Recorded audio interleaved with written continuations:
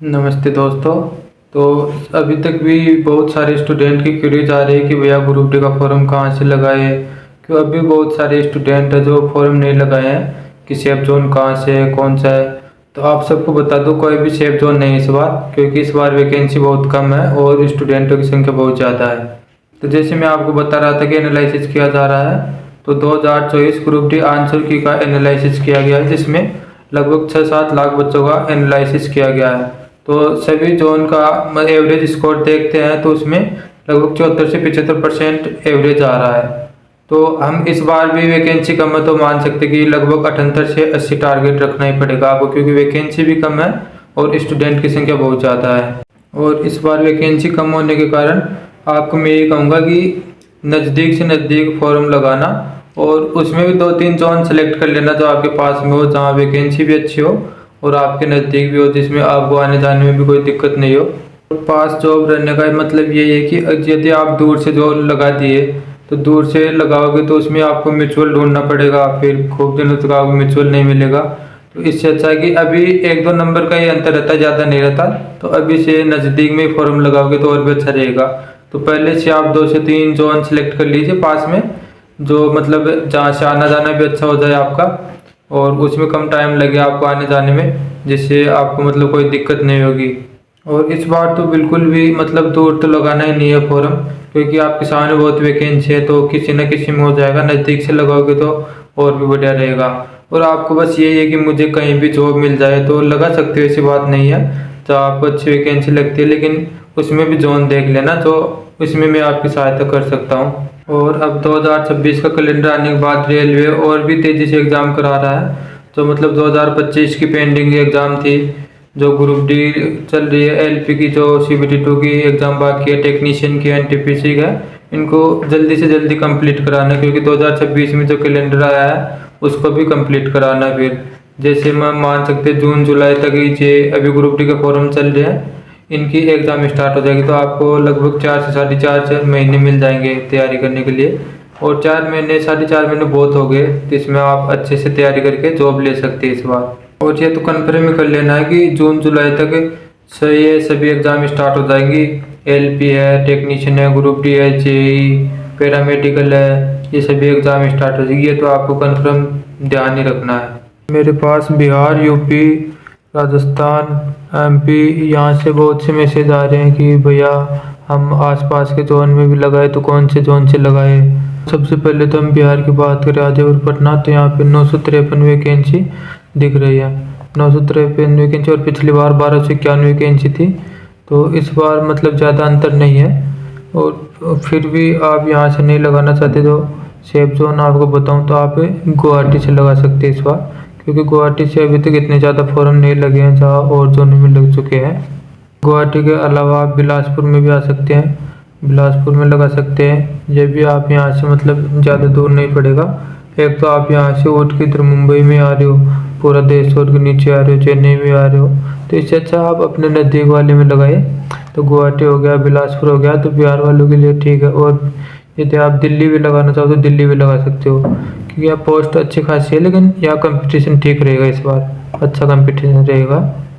और हम बिहार के बाद में राजस्थान की बात करें तो राजस्थान वाले सबसे पहले तो मैं यही बोलूँगा कि अजमेर से लगाए, ज़्यादा दूर ना ही भागे, क्योंकि ज़्यादा अंतर नहीं रहता है कट ऑफ में। ज़्यादा से ज़्यादा 1-2 नंबर का, 3 नंबर का लास्ट, इतना ही फ़र्क देखने को मिलेगा। तो पास रहोगे तो और भी अच्छा रहेगा आपके लिए। तो मैं सबसे पहले तो वो लोग अजमेर से लगाए। और आप फिर भी चेंज करना चाहते हो तो आप गुजरात से लगा लीजिए, मतलब अहमदाबाद से। अहमदाबाद के अलावा आप दिल्ली से लगा सकते हैं। यहाँ पे मतलब कंपटीशन रहेगा अजमेर के और दिल्ली में, लगभग सेम सा कट ऑफ रहेगा, ऐसी वो दिक्कत नहीं है। तो आप भी यहाँ से भी लगा सकते हो, जिससे मतलब आने जाने में कोई दिक्कत नहीं हो। अभी आप राजस्थान से हो और लगा रहे हो यहाँ से चेन्नई से, या फिर इधर मुंबई साइड में लगा दिए, तो आप मतलब म्यूचुअल भी बहुत मुश्किल से मिलेगा आपको आने के लिए।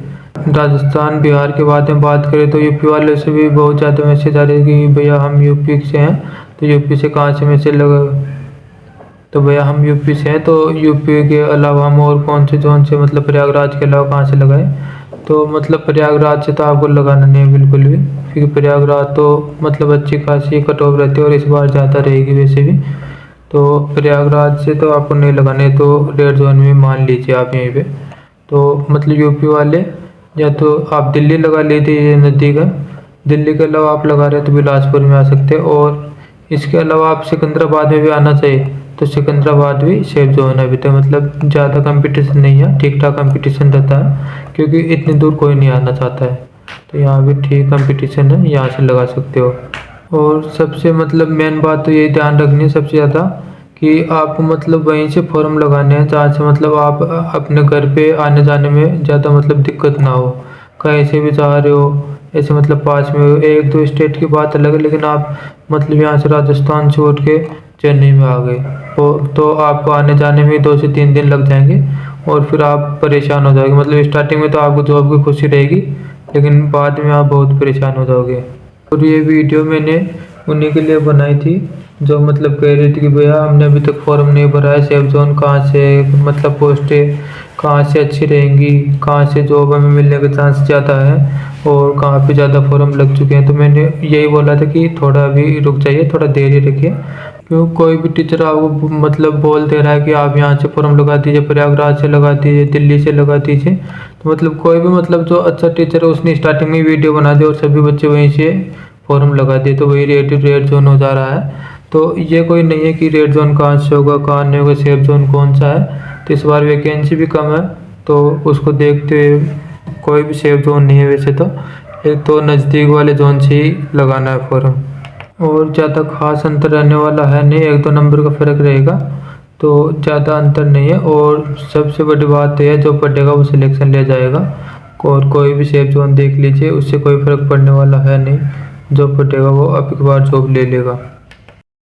और जहाँ पे वैकेंसी अच्छी खासी है वहाँ पे, या मीडियम वैकेंसी है वहाँ आपको 1 से 2 नंबर का फ़ायदा मिल जाएगा, जैसे मैंने बताया है। और मतलब सबसे ज़्यादा फॉर्म कहाँ पे लग चुके हैं तो ये भी आप देख लेते हैं। ये देखिए, तो अभी तक चंडीगढ़ में ये फॉर्म भरे जा चुके हैं। तो देख लिए 6,80,000 चंडीगढ़ में फॉर्म भरे जा चुके हैं। और कोलकाता की बात करें तो 3,18,000 फॉर्म भरे जा चुके हैं। तो मतलब पिछली बार की कट ऑफ चंडीगढ़ में 70.98 रही थी, और कोलकाता में 69.60 रही थी। और यहीं गोरखपुर की बात करें तो यहाँ पे 3,10,000 फॉर्म भर चुके हैं, यहाँ 69% रही थी पिछली बार। और भोपाल और मुंबई की बात करें तो यहाँ भोपाल में 2,39,000 फॉर्म भर चुके हैं, और यहाँ मुंबई में 4,30,000 फॉर्म भर चुके हैं इस बार। तो देख लीजिए, मतलब वैकेंसी का रेशियो देख सकते हैं यहाँ पे, और यहाँ पे लगभग सेम सा रेशियो निकलता है लास्ट में जाके, और यहाँ पे भी रेशियो देख सकते हैं आप। तो ये मतलब बहुत ज़्यादा फॉर्म भरे जा चुके हैं यहाँ से तो बिल्कुल भी नहीं फॉर्म भरना आपका। कर लेते हैं, ये देखिए 23 का भी आपके सामने है थोड़ा। तो 23 फरवरी तक का कुल कितने फॉर्म भरेगी ये भी देख लीजिए आप। तो कोलकाता में देख लीजिए, ये हो गया। भोपाल की बात कर ली हमने, कोलकाता की ये देख लीजिए, भोपाल में देख लीजिए।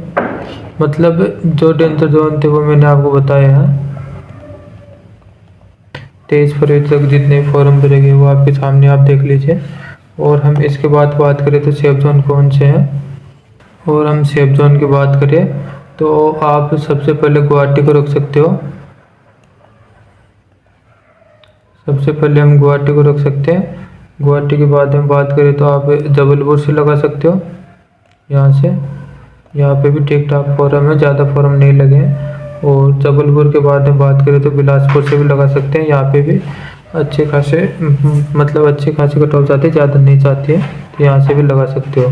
तो एक तो गुवाहाटी हो गया, जबलपुर हो गया, और बिलासपुर हो गया। अगर बिलासपुर के बाद में आप देखना चाहते हो तो सिकंदराबाद भी देख सकते हो। और मतलब आपको लगाने तो अपने मतलब आसपास के तो 3-4 जोन आप सिलेक्ट करिए, उसमें देख के लगाने हैं, जिसमें मतलब आपके नज़दीक भी रहे और ज़्यादा दूर भी ना पड़े, क्योंकि वैकेंसी कम है, स्टूडेंट भी ज़्यादा है। तो कट ऑफ लगभग 78 से 80 तक आप मान सकते हो, कम तो कट ऑफ नहीं रहेगी, इसको आपको पता है। तो आप लास्ट के 4 से 4.5 महीने अच्छे से तैयारी कीजिए और इस बार सिलेक्शन लीजिए, क्योंकि इस बार वैकेंसी बहुत ज़्यादा निकलने वाली है 2026 में, कैलेंडर 2026 का। जारी कर दिया गया, जिसमें आपको एएलपी है, टेक्नीशियन है, ग्रुप डी इसकी एग्ज़ाम देखने को मिलेगी और आगे भी और भी एग्ज़ाम देखने को मिलेंगी। तो मतलब सेम सिलेबस है, ऐसी बात नहीं है। आप तैयारी के लगे रहिए और इस बार सिलेक्शन लीजिए। आप लास्ट के 3-4 महीने अच्छा से कोई बैच पकड़ लीजिए और अच्छे से अपनी तैयारी कीजिए। और इस बार मतलब अच्छी अच्छी वैकेंसी आ रही है, एलपी ग्रुप डी जो भी है, इनमें आप सिलेक्शन लीजिए। और नज़दीक से फॉर्म भराने का मेरा यही मतलब है कि ये ग्रुप डी की वैकेंसी लेवल 1 की वैकेंसी है, तो आप इसी पे रुकोगे नहीं, आगे भी और भी एग्ज़ाम दोगे, तो आप नज़दीक से भरोगे तो और दूसरे एग्ज़ाम में आराम से लग जाओगे। नेक्स्ट बात ये भी है कि जो CBT 1 की एग्ज़ाम है वो कंप्लीट हो गई थी, तो उसके बाद में अब CBT 2 की तैयारी के लग गए हैं। तो बोल रहे हैं कि भैया हमें CBT 2 की तैयारी कैसी करनी है, क्या स्ट्रेटेजी रखनी है, तो इसके बारे में मैं जल्दी बताऊंगा। अभी ट्रेनिंग में मुझे इतना टाइम नहीं मिल पा रहा है, लेकिन जैसे मुझे टाइम मिलता है या होली की जैसे अब छुट्टी मिलेंगी तो मैं CBT 2 की भी स्ट्रेटेजी आपसे शेयर करूँगा कि कैसे पढ़ना है, पूरा शेड्यूल क्या रखना है, किस सब्जेक्ट को कैसे टाइम देना है। तो नेक्स्ट वीडियो में इसके बारे में भी हम चर्चा करेंगे जल्दी। और आपकी क्या राय है कमेंट में एक बार हमें ज़रूर सजेस्ट करना। थैंक यू, धन्यवाद।